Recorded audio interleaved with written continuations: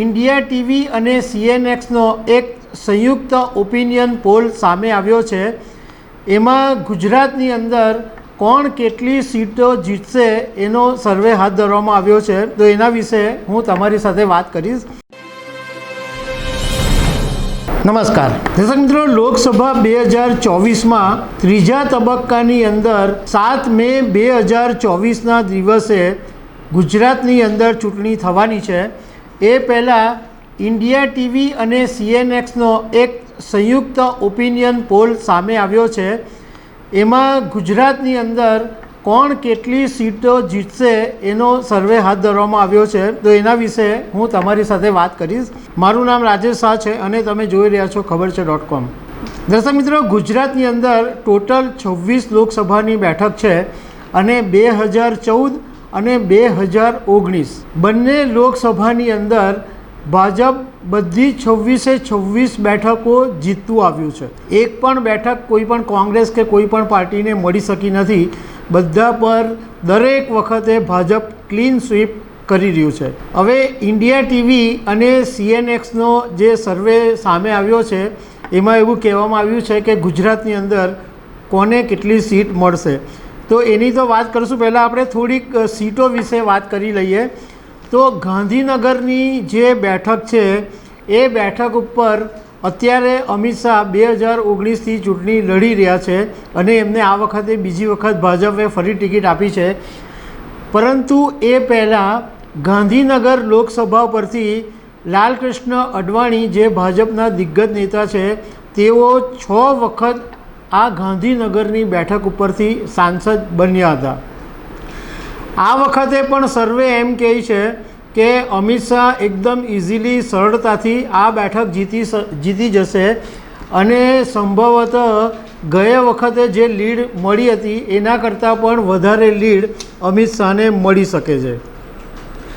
રાજકોટની બેઠક ઉપર પરસોત્તમ રૂપાલાનો જે ક્ષત્રિયનો વિવાદ ચાલે છે, આમ છતાં આ સર્વેની અંદર એવું કહેવામાં આવ્યું છે કે રાજકોટની બેઠક પણ પરસોત્તમ રૂપાલા જીતી જશે। 2019ની અંદર મોહન કુંડારિયા આ બેઠક પરથી જીતેલા, પણ ભાજપે આ વખતે મોહન કુંડારિયાની ટિકિટ કાપીને રાજ્યસભાના સાંસદ અને કેન્દ્રીય મંત્રી પરસોત્તમ રૂપાલાને ટિકિટ આપી છે। પણ પરસોત્તમ રૂપાલાએ 23 માર્ચના દિવસે એક નિવેદન આપેલું, એને કારણે એમની સામે અત્યારે ક્ષત્રિય સમાજમાં જબરજસ્ત ભડકો છે। પણ આ મોટો વિવાદ હોવા છતાં પણ રૂપાલા જીતી જશે એવું આ સર્વેની અંદર કહેવામાં આવ્યું છે। નવસારીની બેઠક છે એ CR પાટીલ 3 ટર્મથી સતત જીતતા આવ્યા છે અને એમાં પણ 2019ની અંદર એમણે જે લીડ મેળવેલી એ આખા દેશમાં સૌથી વધારે, જેટલા બી સાંસદો છે એમાં સૌથી વધારે લીડ મેળવનારા CR પાટીલ હતા।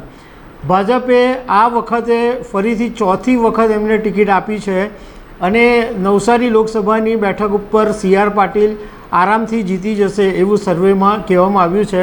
અને એ ઉપરાંત એમની જે લીડ હતી 6 લાખ કરતાં પણ વધારે, એનાથી પણ વધારે લીડ આ વખતે મળી શકે છે।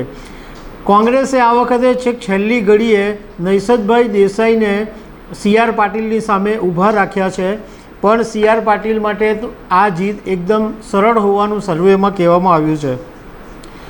ભાવનગરની અંદર નીમુબેન બાંભણિયા ભાજપે મેદાનમાં ઉતારેલા છે અને એની સામે ઇન્ડિયા ગઠબંધનના નેજા હેઠળ આમ આદમી પાર્ટીના ધારાસભ્ય ઉમેશ મકવાણાને ભાવનગર લોકસભા પરથી ટિકિટ આપવામાં આવી છે। આ સર્વેમાં એમ કહેવામાં આવ્યું છે કે ભાવનગરની જે બેઠક છે એ પણ ભાજપ સરળતાથી જીતી જશે। પોરબંદરની અંદર મનસુખભાઈ માંડવિયાને ઉતારવામાં આવ્યા છે। મનસુખભાઈ માંડવિયા કેન્દ્રીય મંત્રી છે અને આ વખતે એમને ઘણી બધી બાબતોના સપોર્ટ મળી ગયા છે। એક તો પોરબંદરની અંદર કોંગ્રેસના ધારાસભ્ય જે અર્જુન મોઢવાડિયા એ એક મોટું નામ છે અને એ અર્જુનભાઈ કોંગ્રેસ છોડીને ભાજપમાં આવી ગયા। એ ઉપરાંત ભાજપના જે દિગ્ગજ નેતા છે જયેશ રાદડિયા, એમનું પણ પોરબંદરની અંદર જબરજસ્ત વર્ચસ્વ છે। એટલે આમ જોવા જઈએ તો મનસુખ માંડવિયા માટે પોરબંદરમાં એકદમ ઇઝી રસ્તો છે. કોંગ્રેસે લલિત વસોયાને સામે ઊભા રાખેલા છે, પરંતુ મનસુખ માંડવિયાની સામે શરૂઆતની અંદર થોડો વિરોધ હતો કે આયાતી ઉમેદવારને એવું બધું લોકો વાત કરતા હતા, પરંતુ એ પછી બધું હવે શાંત પડી ગયું છે અને હવે મનસુખ માંડવિયા માટે જીતનો રસ્તો એકદમ સરળ બની ગયો છે. ટૂંકમાં આ જે ઇન્ડિયા ટીવી CNXનો જે સર્વે છે એમાં એમ કહેવામાં આવ્યું છે કે આ વખતે ત્રીજી વખત પણ ભાજપ ગુજરાતમાં બધી 26 બેઠકો ઉપર ક્લીન સ્વીપ કરશે. તો દર્શક મિત્રો, આવી અનેક વાતો સાથે અમે તમને મળતા રહીશું. Thank you very much.